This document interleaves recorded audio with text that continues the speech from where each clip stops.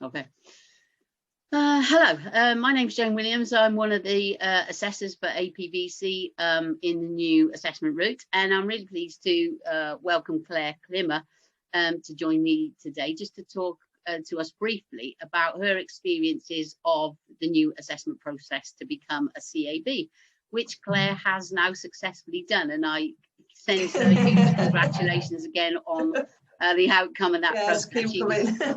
She was one of the first to go through using the new route, so we asked her if she'd share her experiences with us, so that those of you who are thinking about making an application can actually hear from someone who's recently been through the process.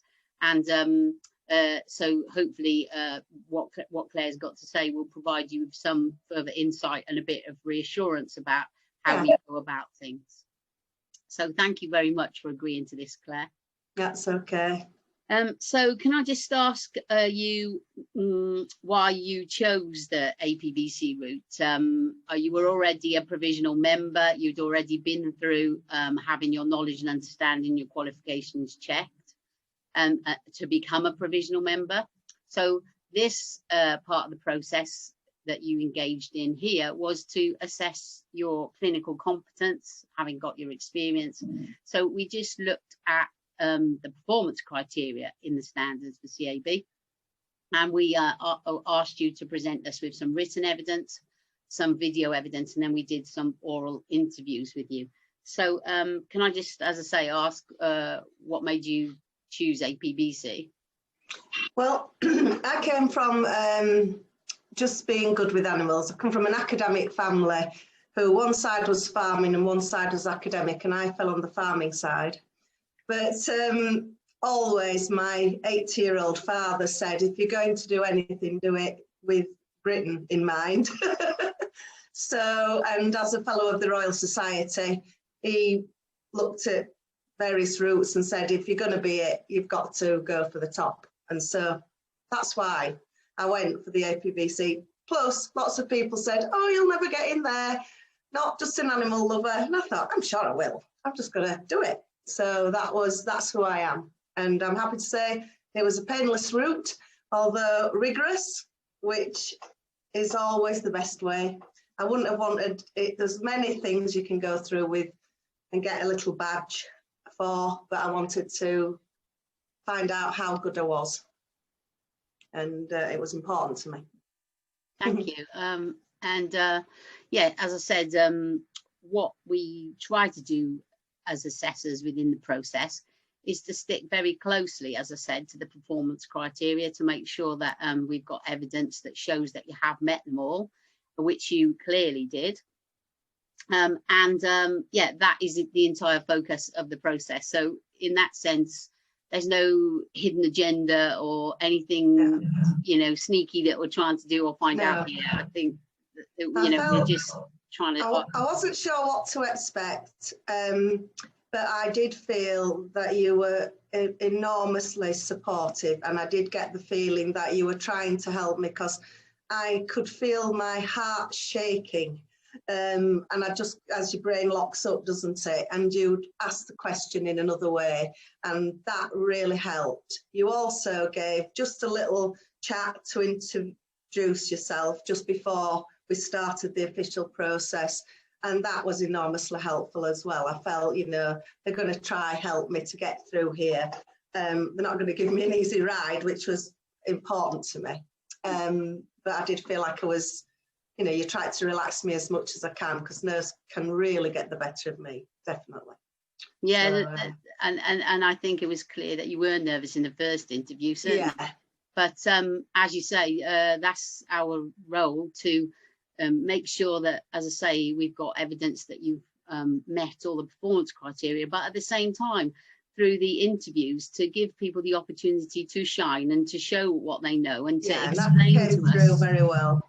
Yeah, the rationale and their reasons for doing the things that they did. So picking up on some of the things that were in the video evidence and the written evidence, as I say, to give you an opportunity to explain why you did what you did, and again, you did that very well. So I enjoyed the discussions because, as we all are, very passionate, about why we've chosen a certain route and trying to, you know, be confident enough to express. And that's what I would say to everybody. Don't try to give pat answers that that you're expecting them, you know, the interview panel to hear. Talk from the heart about why you went through that route, because there's often the unsaid thing that doesn't come through if you're trying to be somebody else. We all do. We're all different behaviourists, aren't we?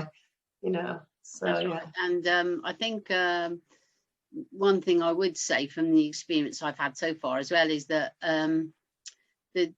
where people have chosen cases that have been quite challenging, that has actually been beneficial, because there's been lots of opportunities then to explore people's understanding, and you know, give the applicants a really good opportunity to, like I say, to share their thought processes and stuff, which is really what we're trying to get at in our checking that you've understood what the criteria are getting at. I felt that. I felt, you know, if I give the cases that are a bit more unusual, then it does give you an opportunity to explain a bit more about why you took them on and why you felt you could do it. Okay. Some of the people who are thinking about applying are a bit worried about how to arrange their video recordings of their work with clients, Claire, and yours were very good. I wondered if you had any advice for people about that.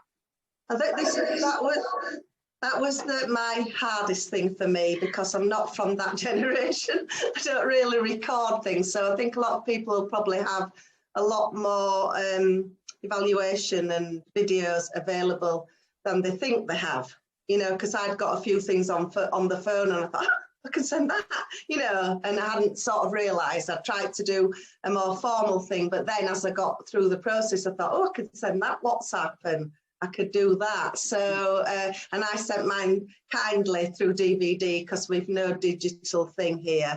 I also, on my contract, which I have a contract of agreement between the person, do they mind me using the videos for, you know, on my website or for assessment?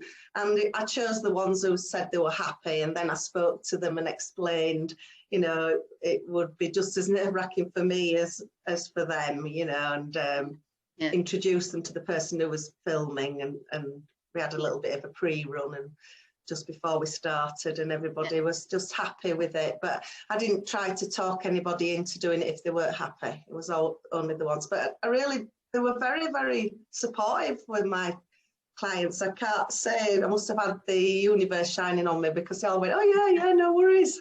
And I gave them all a DVD of their of the thing I'd submitted, so they got something out of it too.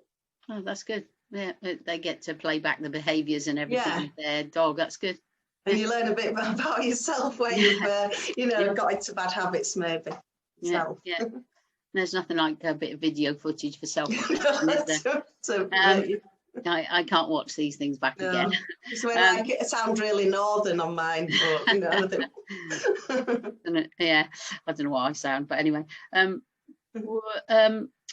I just ask then, as you were engaging with the process, you did have some questions about the process. So what do you feel that your questions were answered? How did you get, you know, them answered so that you felt ready to put in your your 3 written case records and your my thing was that I'd got lots of case studies. I'd, you know, had a lot of expertise in doing case studies, and I wasn't quite sure what a case record was. Much easier, guys, than a case. If you can, you know, if you've managed to do a few of those, then it's a much easier process. It's much more concentrated, and you need to get what your essential points in, which is hard for me because I see the full picture. But yeah, when I asked again and again, what do you mean? Is this, you know, and you're not allowed to put in, is this it?